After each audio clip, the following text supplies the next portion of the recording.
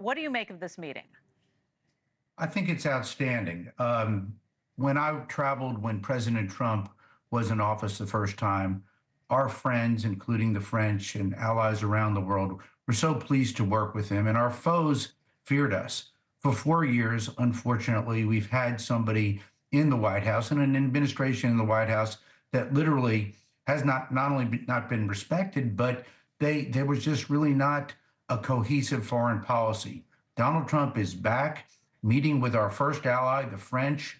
There needs to be a good relationship there. There's so many issues in Europe, from energy to Ukraine to the Middle East, that we're going to have to deal with. So encouraging to see President Trump back speaking with Macron, and you can see the warm relationship. America is back because Donald Trump is back. All right, so we see this warm meeting. We've been watching these videos come through. We watched it live as they met there at the front of Macron's home. Do you see these relationships improving, getting stronger? Obviously, today's a great photo op, but what do you see down the pike? I do see them improving. It's a matter of respect and it's a matter of strength.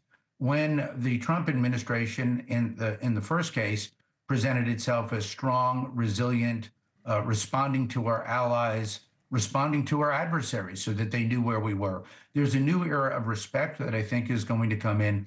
And on such a special day, a special occasion, when Notre Dame comes back, we couldn't couple these two things any better. The great cathedral, Notre Dame, coming back in France with the former and future American president there with Macron. It's going to be a special day. I think this signals a new era in American foreign policy and a great opportunity for our French allies to rejoin us in our pursuit for peace, not only in Europe, but in the Middle East and around the world. We've been talking about the future and about how the relationship is expected and hopefully will improve. But how did the relationship go south? What went wrong when things kind of fell out of step with these two?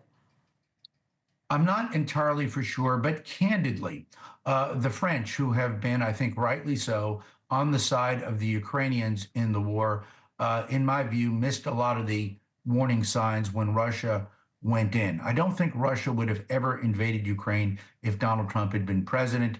I think Donald Trump will be able to handle Putin day one. But I think that was part of it. I think another part of it was the fact that the French have had some of their own internal frailties. We see, and we wish them well, of course, but their own internal government has had some political frailties that Macron has had to deal with their parliament and the like.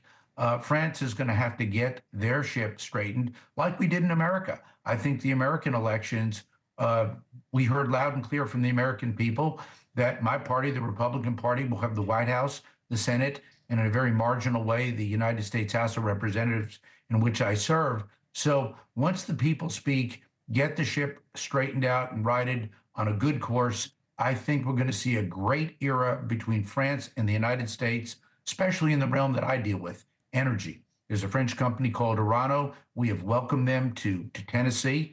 They're going to come there and hopefully someday enrich uranium. France chose to go with nuclear. Some of our allies did not. America is going to choose to go with nuclear. So there are several areas of common ground where we can work together for the betterment of both peoples. Thanks for watching. Go to joinnn.com to find NewsNation on your screen.